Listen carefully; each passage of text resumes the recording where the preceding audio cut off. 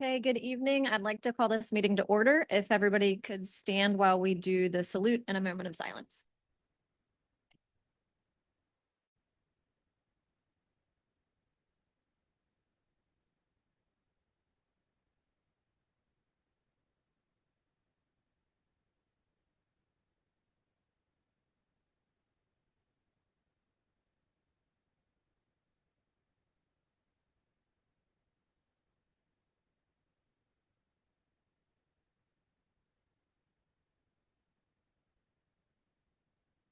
Suzanne, you want to do the roll call?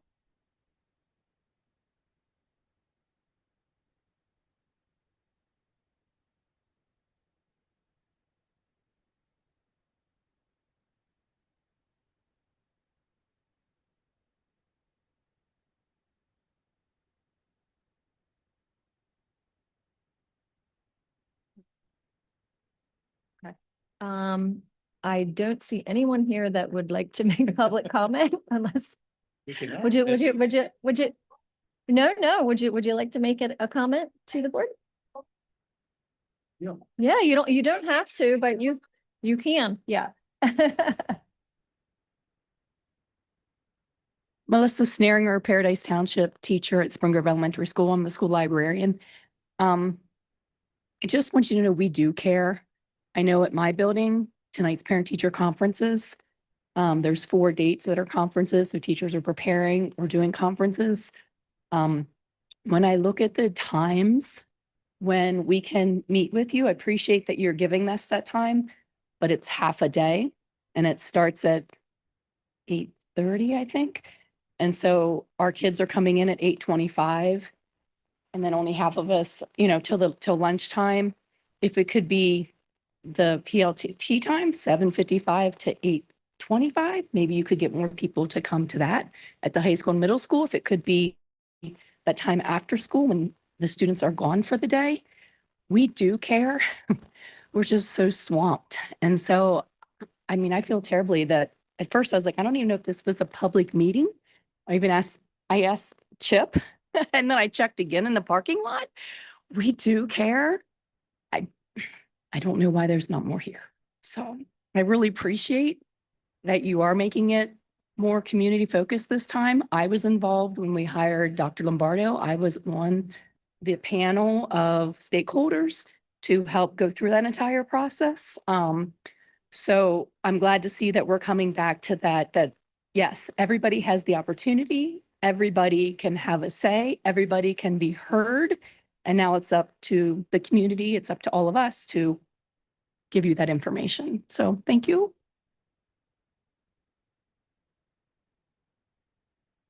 Sorry, thank you for the comments. We really appreciate it. Moving on then, the announcements regarding executive sessions held since last Sunshine meeting. We did have an executive session Monday, October 27th for personnel reasons. Moving on from that, the possible board and or administration response to the public comment. Does anybody have a response to the public comment? No? Okay, so moving on to correspondence. Correspondence? Okay, no correspondence to be had, so we'll move right into the superintendent search with Ms. Hope.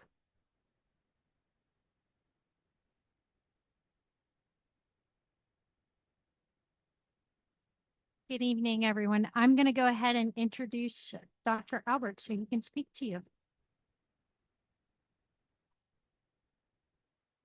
Good evening. Thank you for your time. If I may, I can easily be there at 7:50. It's not a problem. I can be there at 7:50.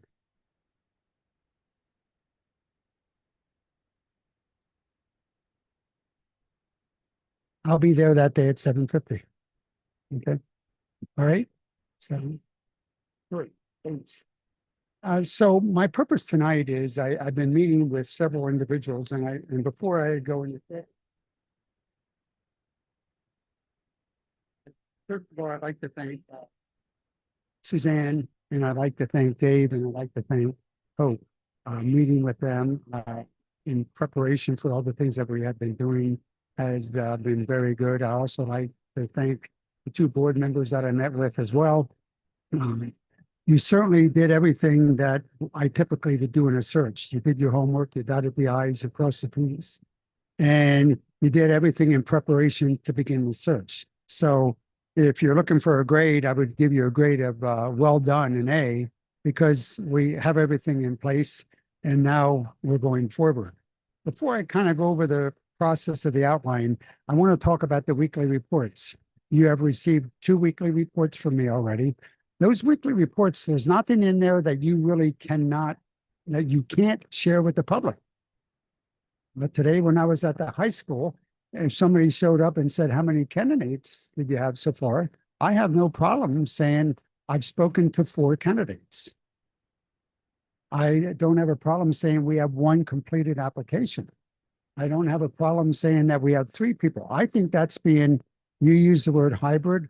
I'll use the word transparency. I think they can be one and the same. I think that's just being, bless you. I just think that's being very open with people and knowing how the process is going. So those weekly reports, if you have a compelling notion to share with the public, they're pretty detailed. And the only thing I ask you about the weekly reports, for Pete's sakes, you have my phone number and my email. If there's something in the report that you don't understand, please contact me. If I don't hear from you, then I'm assuming that everything's all right. And if you notice in my last report, I wrote in there were no questions from the first report. So I didn't have any questions, so I'm moving along. Remember, I'm working for you. I want that to be very clear. So I want you to understand the entire thing. So let me just kind of go through this a little bit, and then I can maybe take your questions and share with you, or any questions that you have. I'm not going to go over every detail, but you know, the initial meeting, we set up a timeline. We have dates established. Those dates are established because people get busy in their own lives, and we have some dates in there. I know tomorrow is an election, but we have some dates established, and hope if somebody new gets on the board, which at least one, or if a few get on the board, we will be able to say to them, really nothing has been done at all. The example I use is what we did with the search was, if you would go to a movie. If you go to a movie, you don't have to get there 20 minutes early because you know it's all fluff in the beginning, then the movie starts. So all the things that we have done, I don't want to consider it fluff, but it's all things that we had to do to get things going. For example, I had to put this, what we want in what we're looking for in a superintendent, that had to go on online with PASA and PARS. We also had to make sure the application was the Spring Grove way. We had to make sure certain things, we had to make sure that we send an email out. We had to establish dates. So really, you have a document in front of you. We basically really took care of number 1 and number 2. And where we are right now is like around number 3 and 4. We have an application process. So let me give you an example of how that takes place. Today, I got an email, and now I can report to you that there have been 5 inquiries for the position. That's 1 more than the Friday report. And that person emailed me, and I said, give me a good time when I can call you. So most likely when I'm driving home tonight, I'm going to be calling that person and telling that person about the process and things like that. One thing I've been telling all the candidates is that most likely there's going to be a night where the final 2 are going to probably be in an auditorium with me as a moderator. All right. I think that I heard that pretty clear from this board. So I want them to know that up front. I can tell you, and I don't have a problem reporting this, one person kind of flinched at that a little bit. And you can understand why. It could be a person who might be local, a person who's nearby, and it's a concern. That's not a bad thing. The other 4 individuals that I shared that to did not flinch at all. So I want you to know that. I did share with you the weekly reports. Can I ask a question about that, Ed? I'm sorry. So, do we want to lock ourselves into that? I'm saying it's a possibility that that might happen. Okay, because we don't want to lose candidates, Okay. right? Am I correct in saying that? What? Yeah, I mean, I just, I would like, I don't want to lose good candidates if we have Well- to forego that. Well, first of all, option. let me just say something. We didn't lose anybody yet because the person didn't say they're not doing it. I said they flinched. And the other thing is too, I'm kind of hesitant to lock in whether we're doing it or not. I heard from you that you might want to do that. After tomorrow and you have a different board, I think they should be involved in that process as well, rather than this board just saying, this is the way it's going to be. There's no ownership then of that new board. And from a person who's been in education 48 years, you're going to have another can of worms on your hands. And I don't think you want that. Okay. So the person who I talked to knows me extremely well, and I know that person pretty well. And the comment was, can we talk in about 2 weeks? The answer is yes. So we did not lose that person. If we would have lost somebody, I would sit here and tell you, I just said they flinched, you know, because it's like, ooh, I didn't know that was going to be the case. Thank you for asking the question. So now we're at the point of the applications. So we're getting applications in, and the application basically is all the things that I had given you that we have checked off here. And I worked with Hope of all the things that she would need in the HR office if somebody is an applicant. So here's what's being done. So let's say I'm applying here. I send in an application. The application has a part where you have to ask, there's a question in there, what's your fastball? What are you good at? Or something like that. And you have to respond to that like 100-word essay. So that's part of the application as well. In addition to the application, candidates have to send in 5 letters of reference. They can send in their resume. They can send in a cover letter. Those are the things that send in to me. Right now, at this point in time, I don't want their transcript, their criminal checks, and all those type of things. I don't want that. That's not to say I'm not going to get them, but I don't feel like I need to kill 1,000 trees in printing that for you.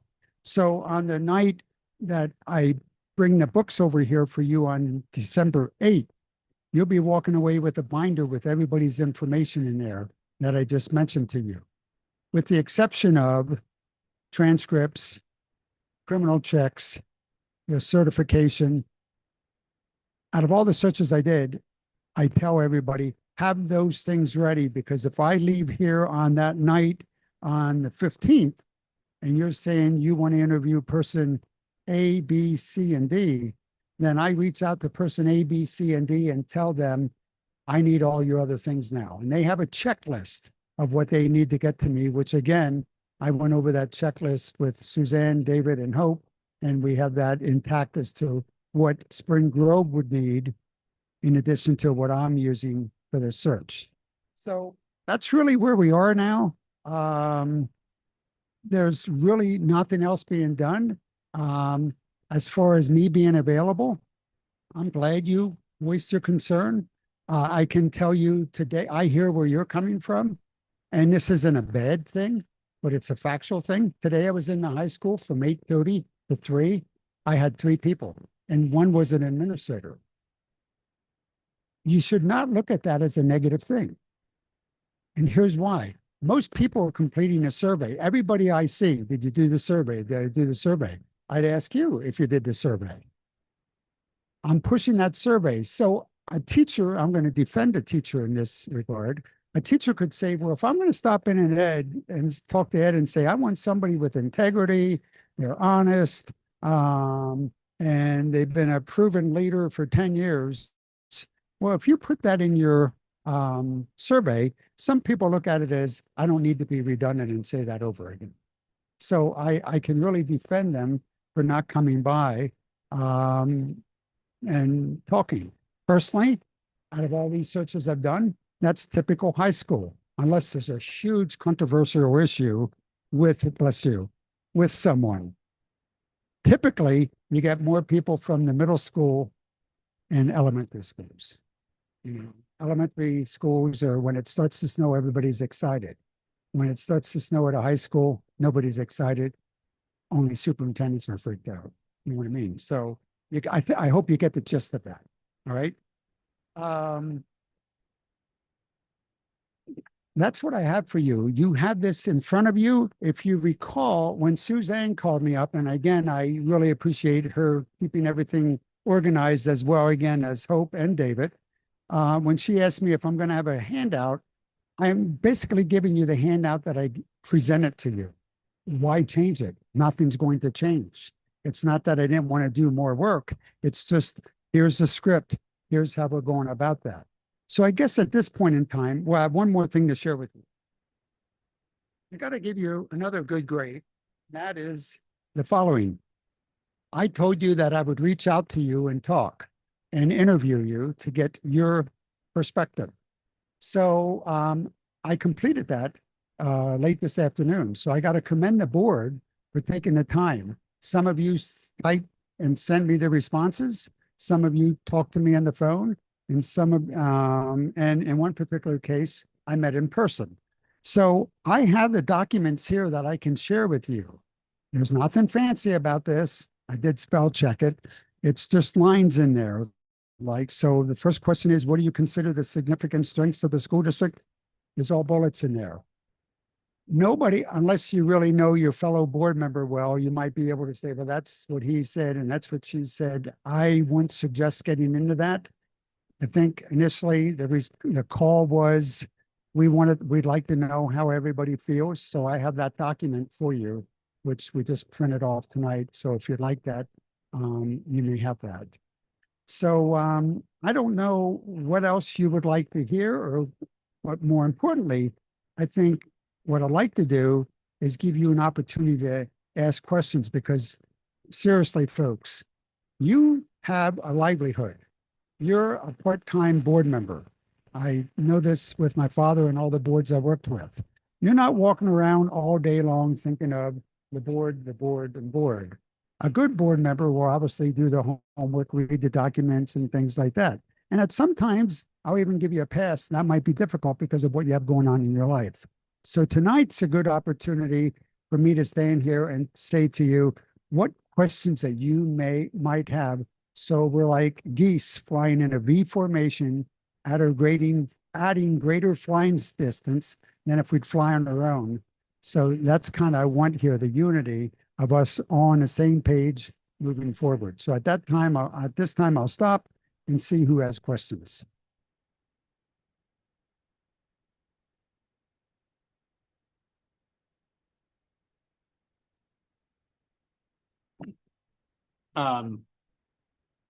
Will we be taking time for the board to put all of the interviews that we gave with you together to create some sort of guidepost for us while we go through those the interviews for the superintendents? Like, if we could create a top 3 things that we can all agree on that we are looking for, I think that might help, so that we're not,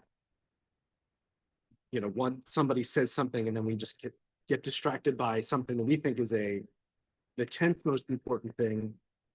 That makes sense? And it makes sense. I always do different surveys. This time I did a survey that was you have another survey out there. So you're going to have 2 documents. You're going to have one document out there from the survey that you're going to have to take a good close look at. And we'll do that the night when we sit down to go over the applications. Okay. In fact, I'm going to even send that out to you before time, so you can see that before time. Right. The second document that you might be referring to, and I guess I'd like to hear from the entire board on this. I have everybody's comments written out. I'm not so sure I really want to be the gatekeeper of saying, here's what I think you're looking for. I'd rather have you all work maybe together on this, maybe give this back to me, and then I'd be more than glad to put it together for you, if that's what majority of you would want to do.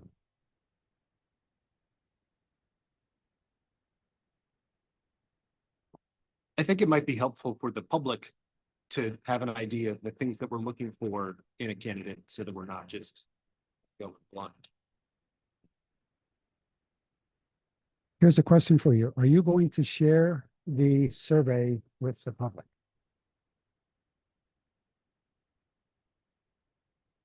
The survey that's being done online now.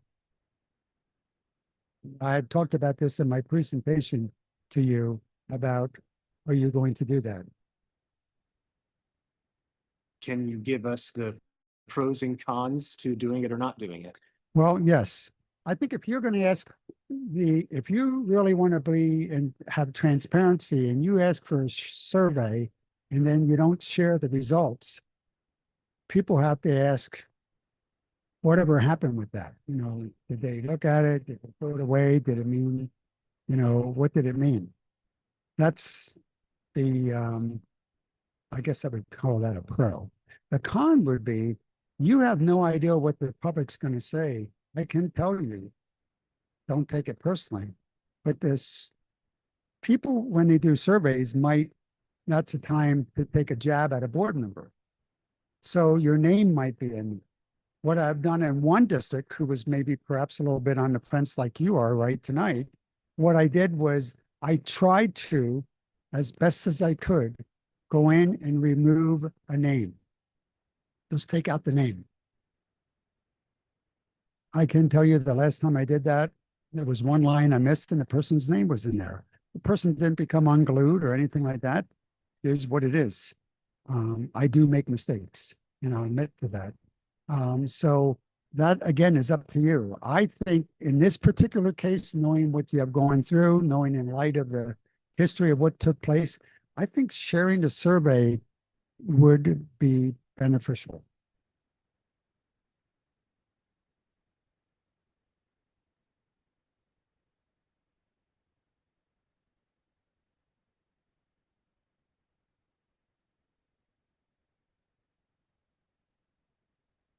From before with anti-maskers and COVID.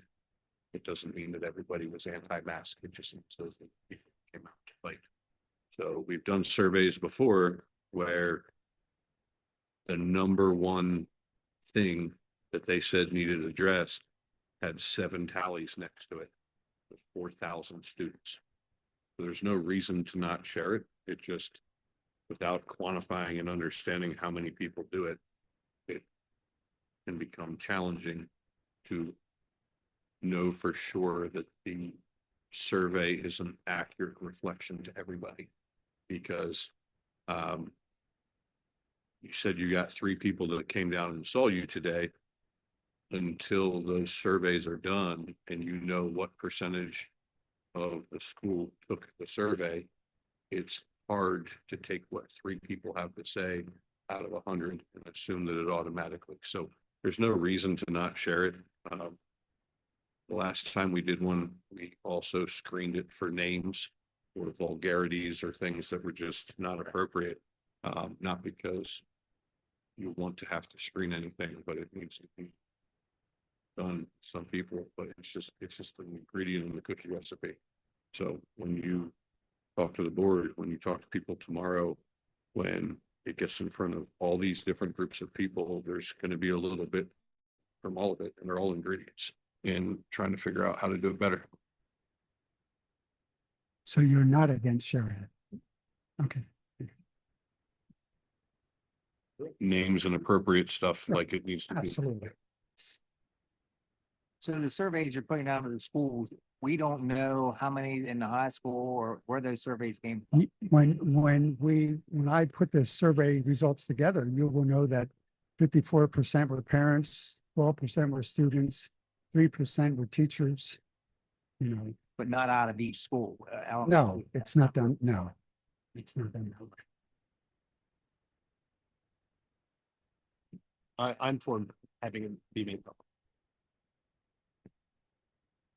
Yeah, I agree. I think they should be shared. I think then people will I think more people will answer surveys in the future if they see that the results are shared in some manner. Well, we have the statistical numbers to go with it. So hypothetically speaking, we only have 50 teachers fill out the survey. We're going to say we had 50 of 400 fill it out, and this is what that is. I think I could get that, but I don't know how I would do that with parents. So if I have 54% of parents, what am I basing that on? Is the Well, just parents should just quantify how many people filled it out. Raw numbers. Yeah, so we had 113 Yeah. people or. I can have raw numbers for both of them. Yeah. It's pretty extensive. I think, if I may, I think when I made a presentation here, I shared a copy of the survey with you. I think I asked for it back. You remember me sharing that with you? That's what the survey is going to look like. And to address your concern, it'll be like a pie chart and it'll tell you how many people with in different categories doing what. Yeah, I agree with I agree with the public nature of the results, but context matters, right? So if, you know, if the majority say this, we need to know what percentage that is of the total population. So that is meaningful. I do follow your logic, both of your logic is to get into there, but the survey is available to everybody. So everybody can fill it out. Now, I'm sure there are extenuating circumstances for a few people who can't get to it, but this is how all politics work. And this is like, if you don't want to voice your opinion and you don't take the opportunity to voice your opinion, I'm not saying I don't care. I want to hear from them, but if they don't say anything, I don't want us to then get that information and say, oh, well, 45% of parents said this. And we're like, well, that's not a majority. And so we're just going to kind of dismiss it, because then we're putting ourselves in a position where we're just going to guess at to what the other 55% said. Like, it's really tricky. So yes, it's part of the, the soup or the cocktail. I forget exactly how Ben said it, but it's just a part of all of this. But I don't want to continue to push on the fact that if we only get 40% of a response, that it's now not that important.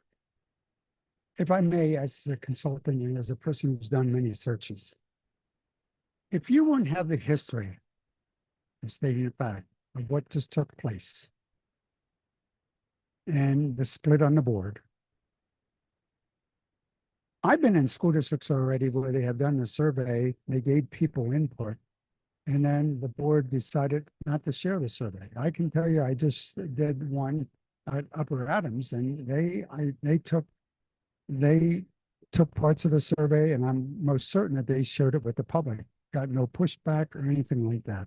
I think the board members and the interim superintendent did that. I could check to make sure that that's accurate, but I'm pretty sure on that. I did a superintendent search in the Blackhawk School District. I did a survey in the Blackhawk School District. Very divided board, much more really divided. And they chose not to share the results.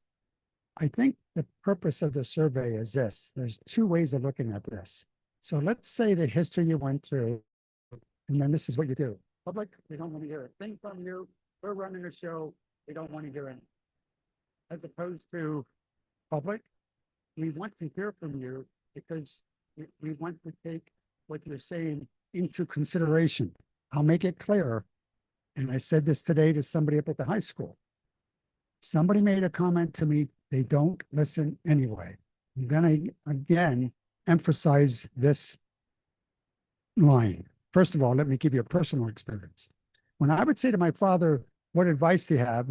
He'd give me advice and then I'd go do something else. He would come to me and say, what do you want my advice for? My response to him is because I'm putting that in my own decision making. I didn't say to him, what should I do? On this particular case, you can give input, the community, but at the end of the day, they were elected. They're the ones who make the decision. So you can't walk around and say they didn't listen to me anyway. They did listen to you. They ended up making a decision. Dave will relate to this. I know when parents used to call the school board and say, Dr. Albert's not cooperating with me. What they should have called and say to the school board, Dr. Albert told me no, and I don't like that answer. Because I was cooperating with them. They just didn't like hearing the word no. So yes, you can give all the input. We can have the campouts. We can start at 10 of 8. We can go to 10 of 9 all day. I'm using humor here, of course. But my point is, at the end of the day, they were elected in. And I say to the public, if you don't like that, that's why they have elections. And that's just how life is. If you don't like something, that's how it is. So I think if you're sitting here and saying, take this document because there's a lot of stuff in this document.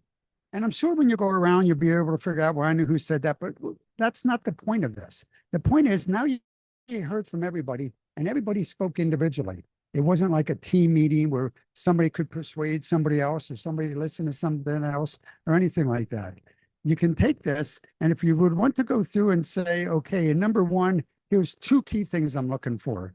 I would probably narrow it down to maybe 2 or 3 things for each one. Then we could put it together, and then I could give you that clear document of saying, okay, here's what you're looking for. So you would have that document. In addition to the survey, you would have 2 good documents there to start going forward, looking for your next person. It doesn't have to be decided tonight. I think we should piggyback on the, let's see what happens tomorrow. Because we have time before the survey's done, and there should not be a board that makes that decision today if it's not necessary that another board has to live with. And it's just going to end up getting changed when the survey's done anyway. People don't agree with it. So it doesn't have to be done today. Let's get the survey done, get it in front of the board, and then we can figure it out when we get it. Well, you make a good point, because there's one thing I want to do, and again, I'm going to be a stickler on this. This is the sitting board responses right now. Pending the election, there's going to be different players at this table. Okay, I'd like to call them up also and put their input in. Then that's really transparent. So I have it here. So unless there's a burning desire, I could keep this. I just didn't want you to think I wasn't showing up and not doing anything with this. So I have it here. If you'd like me to discard it and hold it, I can do that until we get the other members and see who it is. Once they're voted in, perhaps I could get their contact information, and or I could maybe start talking to them after the reorganization meeting.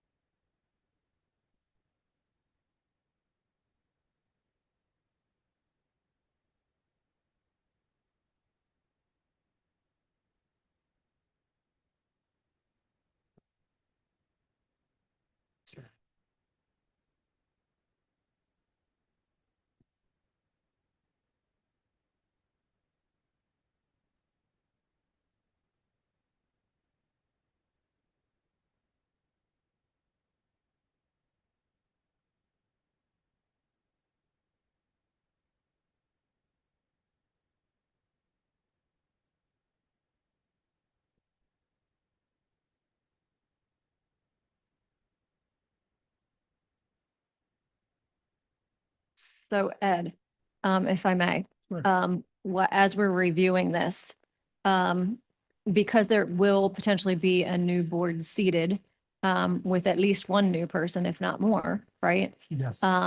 Before December 15th, I would say that we would end up after a DSF, we would end up in executive session.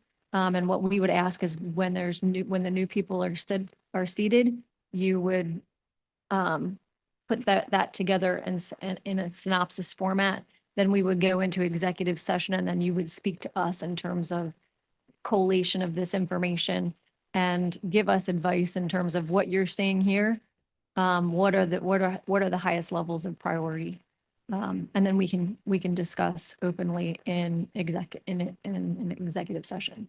So I want to rehash what you said. So in other words, I'm going to wait until one or several, when there's a new board, and let's just use it that way. The new members would have an opportunity to answer these questions. I would take their information and put it in under each one. Then on my own, I would probably go through on my own and maybe pick out 2 or 3 things that I think would be the most pressing issues under that. And then I'd come and share it with the board. I'd like to add one thing to it. I'd like to, excuse me, I'd like to share the document with the board, perhaps if I can, in advance. So when I show up and say, here's my 1 or 2, you could be sitting here saying, well, I'm saying 3, and then most of you'd say, I agree with 3 too. And then that would just refine it a little bit more. By that time, also, the survey is supposed to be done November 20th. So I would probably be able to show up with the survey too and be able to go over that with you. So So we can collate it all. yes, Yeah, I agree with that. it's going to be a roadmap. It's going to be a roadmap to an idea of what you're looking for. Sure, Is it going to be precise? No, but it gets you into the ballpark. right. Yeah, I like that. Thank you.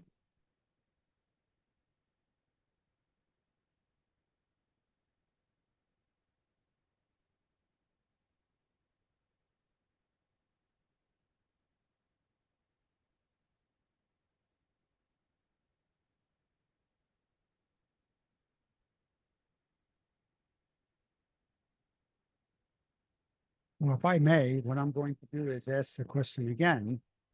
So I brought up the survey, so that was your discussion, I think, is healthy. I'm going to say that to you. I would also, I've said this before in my life, I'll say it again. I would also say, you know, don't be afraid to speak up, which I don't think that'll be a problem, but speak up because I really like to know where you're coming from. I guess my next question would be the one that I asked earlier. Is there anything that you have any questions about, uncertainty, you're not pleased with something? I'm asking you again for some feedback. If we could, at one of these subsequent meetings, will you explain how the actual interviews are conducted? Pardon? How the actual interviews will be conducted? Like, what does that look like? I see that we're getting Oh, for the interview for the candidate. correct. Okay, good question. So what I have, folks, is I have a bank of questions. All right. What I typically do in a search is this. I'll send you this bank of questions. I think there might be 33 questions. I typically ask the board members, and we'll have to talk about how we want the interview process to take place. But I typically ask board members to circle their 15 questions that they want. And then what I do is I get 9 of those back to me, and then I go through and say, well, 8 board members circled number 1. Guess what? That's going to be a question during the interview. And likewise, and so on. Following me? Okay. Then I also say to boards, are there any pressing questions that you want to ask? And then I put that in the pot too, and I share that with you. So I don't show up with I just give you a bank of questions because I don't want to be the one who asks the questions.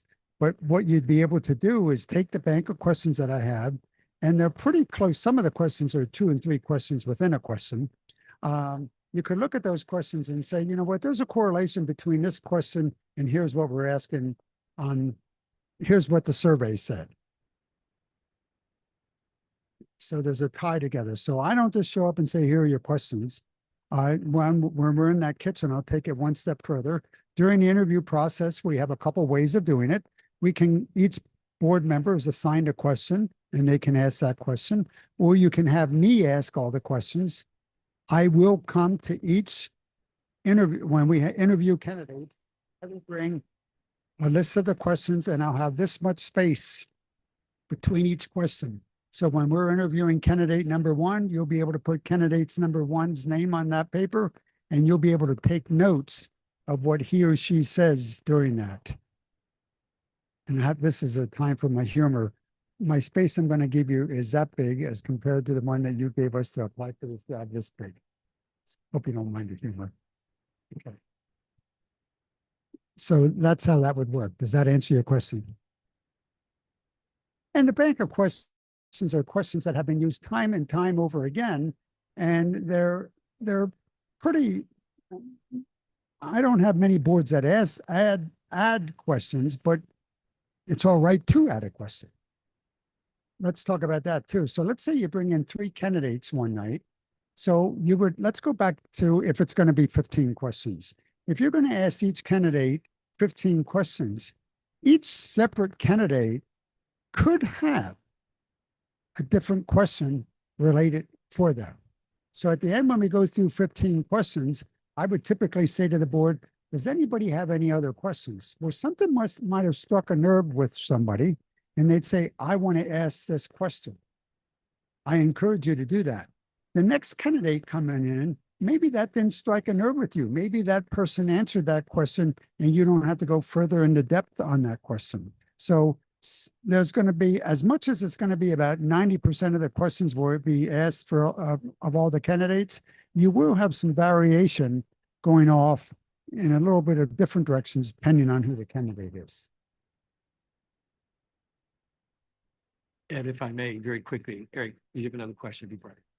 Would you elaborate a little bit on what you described as the digital responses that you're getting from the applicants, the 3 questions and the amount of time that each applicant Okay, has? I'm not sure the whole board is taking. no, that's a good question. So I'm frugal with other people's money. So, and there's going to be a reason why I'm telling you this. I rent from a company. I'll tell you the name of the company. The company is called Spark, S-P-A-R-K, Hire. Check it out. They do interviewing for airlines, for cruise lines. You know, if you want a job in California, you don't fly out for an interview, you do something online. What happens is,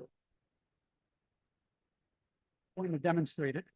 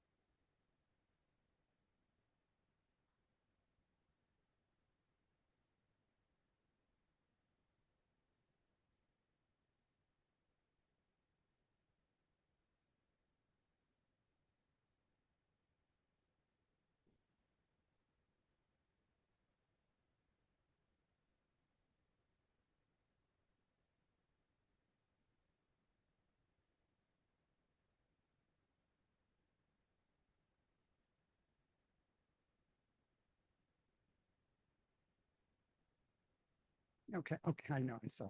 Well, I had the computer in my hand. While I'm in this kitchen, I'm going to force you to be engaged in talking about each candidate. But I can tell you most likely what I'm going to do first is this. Once we go through the applications, this is a process that I've used and it works with very divided boards and regular boards. When I go through a process, what I do is I say to you quietly now, give me your top 3 candidates on a piece of paper, the stick of paper. I then tell you to take a break, go to the bathroom, get something to eat, and then I take everybody's notes and I put the names up here. So let's say you all give me with your top 3, so that would be 9 times 3, that's 27 votes. So let's say I put person A up here. Let's go back with Suzanne again. And let's say she has 9 votes.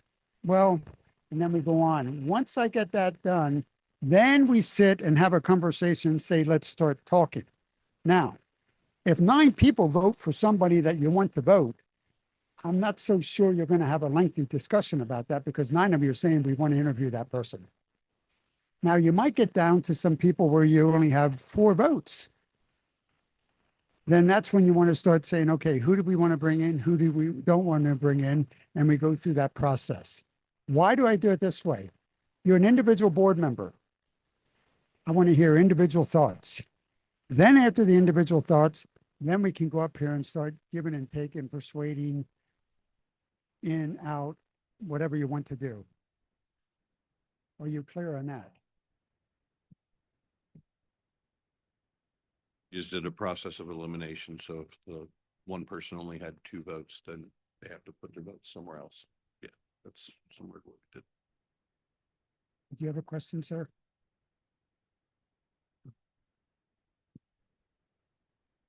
I do like the gathering the top 3 candidates from everybody before we have a conversation. And then we have the conversation. I do like that. And trust me, that works well. Again, I go back to Blackhawk, and one of your questions was, which one of your most successful searches? I'll say Blackhawk because it was the most difficult one. That board was a tough board. I mean, they wanted to school. Personally, that board wanted to prove they were on the same track as you. With me coming here, everything to you. They wanted to be voting for a candidate. And I stood up and down and said, I won't do the search. Once I said, I'll renege. You got to have that other board involved. And that brought them together.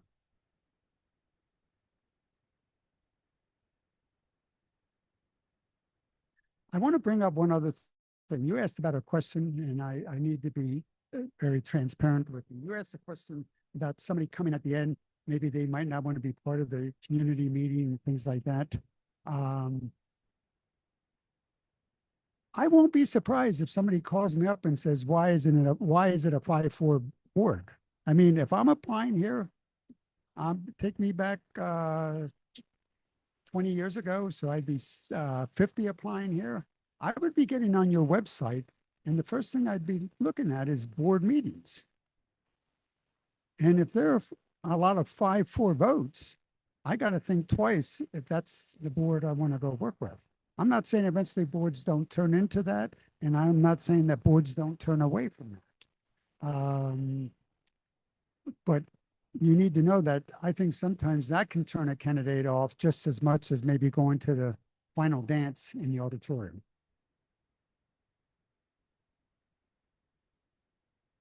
Yeah, I didn't think it, she meant the final, when you get down to the final, but if you tell people that up front, they may pull out even before they get into the that we just don't want to leave anybody thinking that that's going to be done prior to them getting to that period.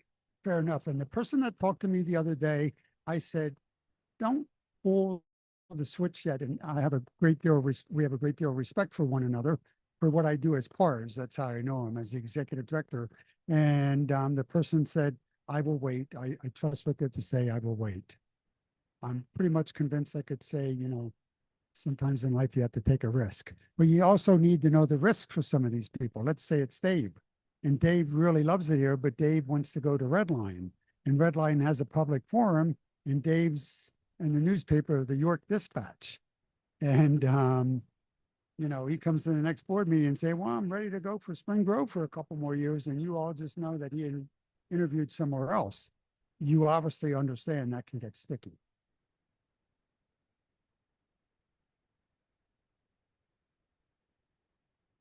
Your questions are excellent. I'll take them all week long. If these are incomplete, I think we should give them back to you. That's just me. Mr. White already said it. There's just going to be selective information that ends up on Facebook. We might as well get the stuff from the new boards before it gets put out there and manipulated.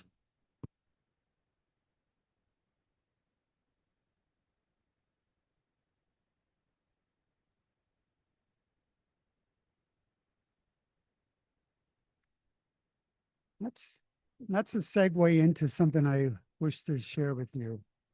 The night that you pick up the board booklets, I'm going to tell you a personal story about this, and I could even get her on the phone to prove this point. I won't.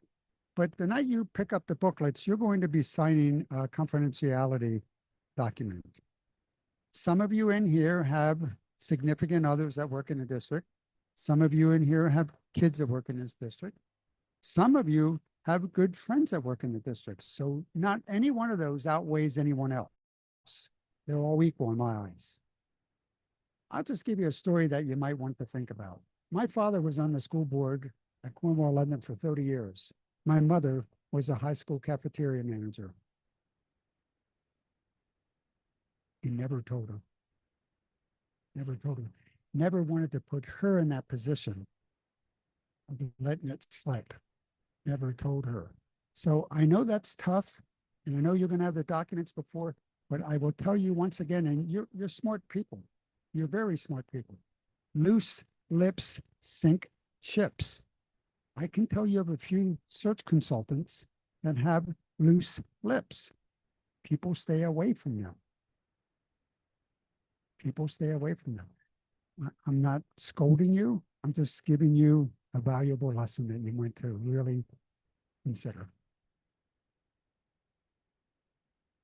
Yeah, I don't think we should conduct this search any different than we do when we go out for teachers or administrators or anybody else. Personnel is personnel. Superintendent is still personnel. I think we need to abide by them same rules and handle it that way. So I'm hoping that's what we're doing. If we're not going to, we're going to make this thing a big open circus. Then we need to do that same thing in all our hiring process. It's no different. My mother's name is Geraldine. My father's name is Edward. I'm junior, but my mother always called him Albert. So my mom would come home from after a board meeting the next day. My mom was at school and she'd come home and say, I know who you're hiring. And my mom would tell my dad, and then he would say, how'd you hear that? Somebody left it leak. That's just not good. You know, when I went, before I put my proposal in for this school district, I went on your website and saw the awards you got. You got a great website. And not only a great website, but you have a great school district. I mean, I am the executive director of over 270 school districts. I've gotten around the 67 counties over the last 3-4 years. You have a very good district. You don't want to put a stain on it by letting something slip. And more so for the person who's applying for the job. A person applying for the job might have a couple kids. They might have to move and things like that. And you don't want that getting back to their board and putting them in jeopardy.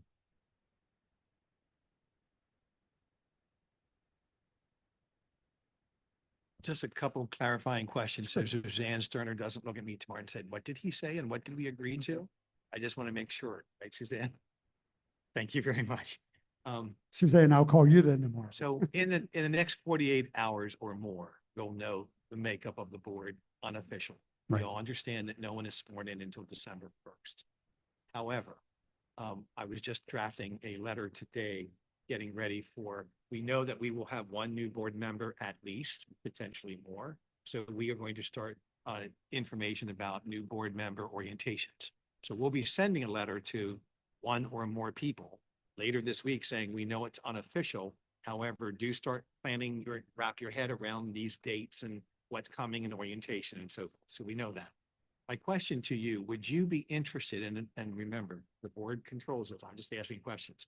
Are you interested in interviewing that one or more people prior to December 1st, so that on December 1st, when one or more swear in, that they then could become part of that discussion of you leading the board in what does the next superintendent, in your opinion, should look like, so that we can stick to the timeline of December 8th, you deliver the binders, and December 15th, the board would spend an extensive night with food and everything. It would take hours and hours to go through those binders. And that new person or new persons would have those dates and have that information. That's all public now anyway. Is that a timeline? And board, if you don't want that, please, this is your decision. But I is would, that, personally, sorry. I have no problems with it. If they're not fully sworn in, is there anything that? Let me make note of that and we can check Yeah. with the solicitor to make I have sure. no- We certainly don't want to do anything. The May- other thing I want to bring up. wait a very minute, quick- Nate, you're asking me that question. Sure. Okay, my answer to that question would be, I would like that, that would help. And as far as information, all they're sharing with me is answers to 9 questions, and all I'm giving them is dates. That's it.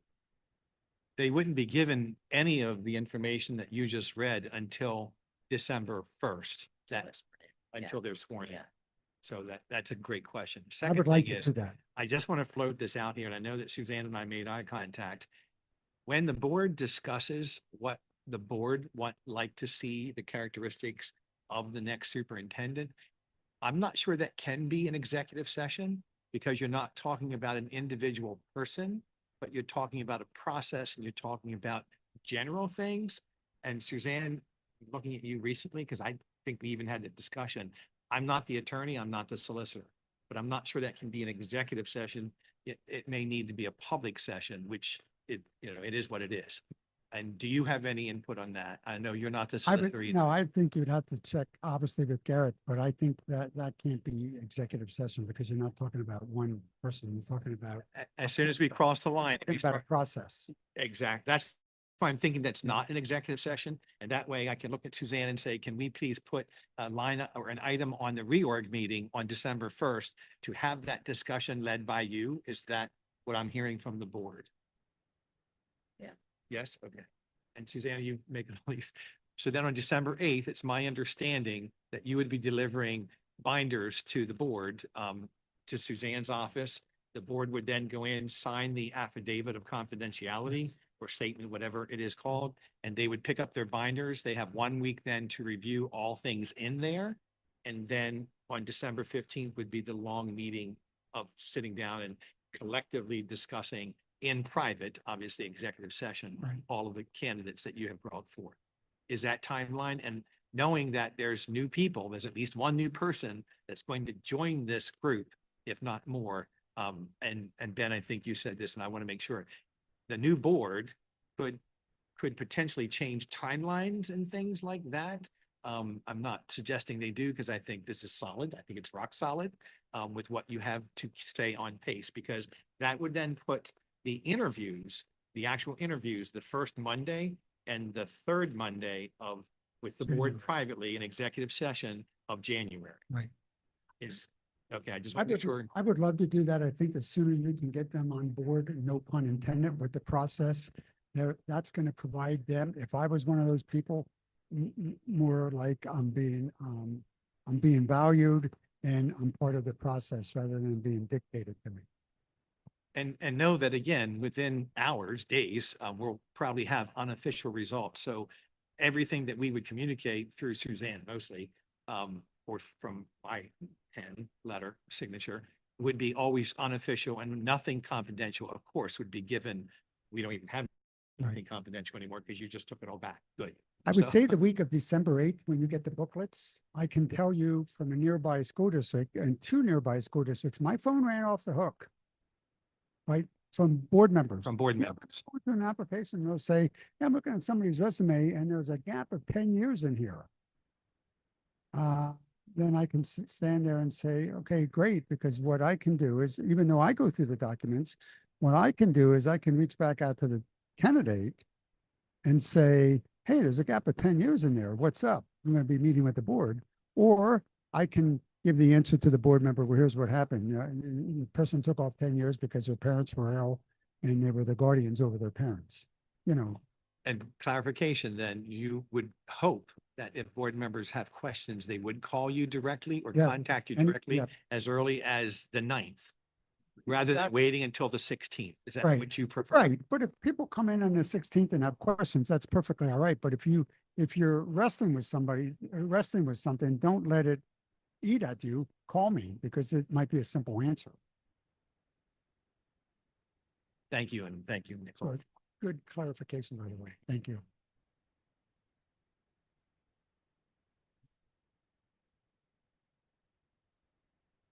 Are you available December 1st? I've been a friend. I'm coming back from North Carolina that day.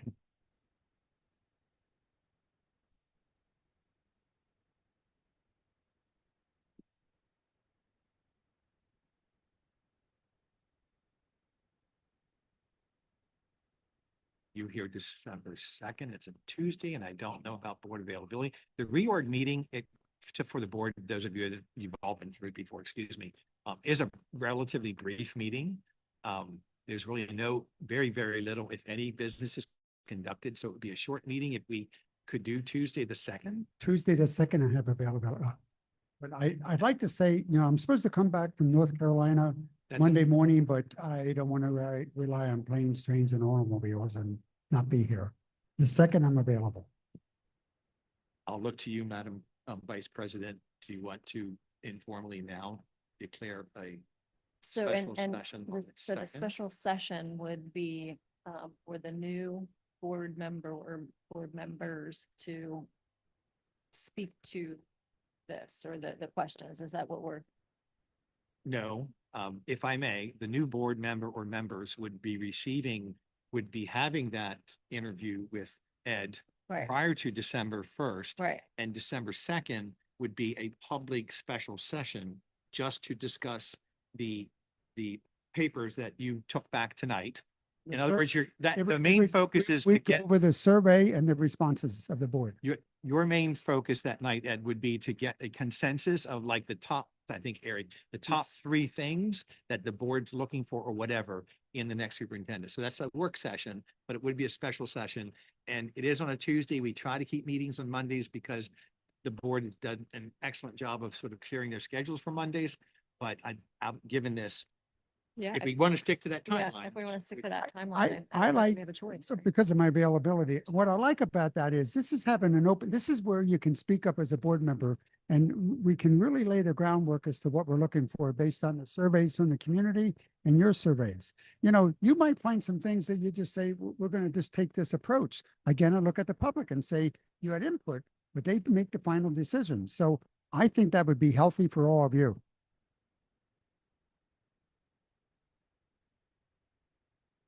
I am good with December 2nd.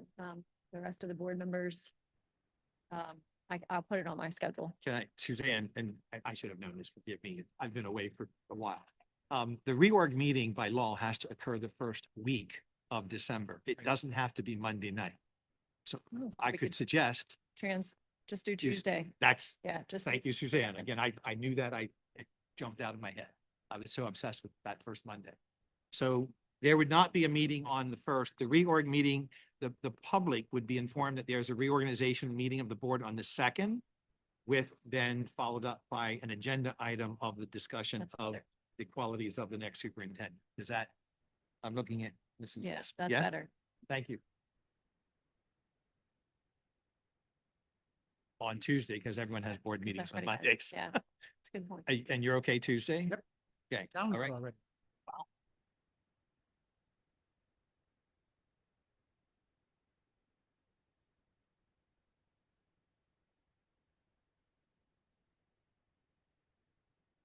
So Here. at that point in time, just let me, I like being elementary about this. At that point in time, I'll be able to say to the new board, okay, folks, you're not getting anything new that the other board, it's not like they had this for weeks. Here it is. You're getting a survey. They didn't see the survey yet. You're getting the responses of the 9 board members. You know, they saw a draft of that, but we waited for you. Now let's sit here and pick out the characteristics of what we're looking for in the next superintendent. And I probably could lead that like as a work session, going up to the board and saying, okay, we're looking for integrity, we're looking for this, we're looking for a good communicator, and highlight those. You could really individualize that for yourself based on those documents. Then everybody would get a say in here.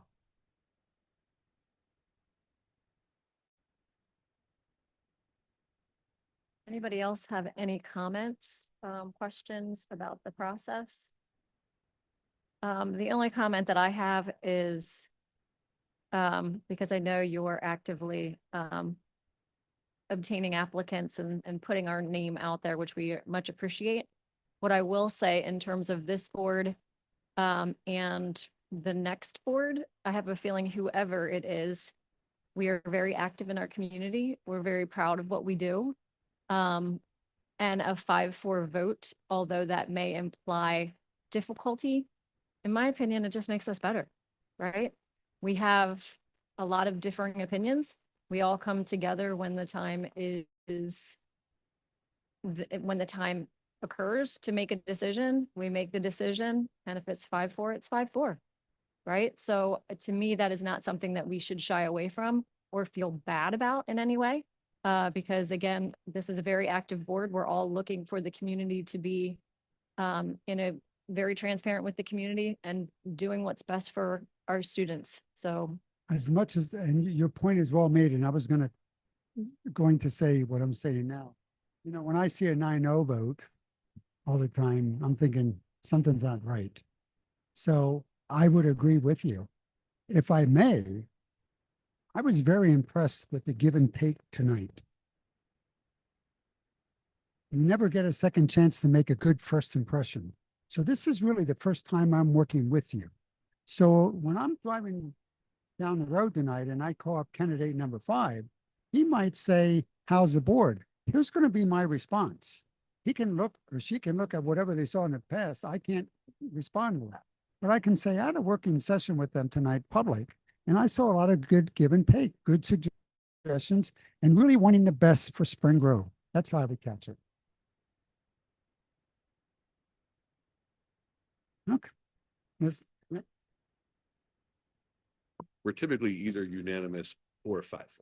Like there's a lot of 9-0, 8-1s, and then there's a lot of 5. Just a quick story. We're good. My Tulpahawken ran 78, ran up and down, and we were getting 3 businesses. And my board that night was voting on alerta. You know what alerta is? 1/10, 2/10, 3/10. Well, it came down to a 4-4 vote. And the last person voted and voted. And then she looked at everybody and said, did I do the right thing? And everybody said, well, if you're in favor of the alerta, you did the wrong thing. Oh, I changed my vote. So we had a 5-4 vote on that, you know, so 5-4 does happen. And if you wanted to pass it along to those candidates, the 5 and the 4 are not always the same. That also shifts. And that's good. I give you an A+ for tonight. I enjoyed it. all right, if there is there anything else before we adjourn? Yep. Motion to adjourn? Can I get a second?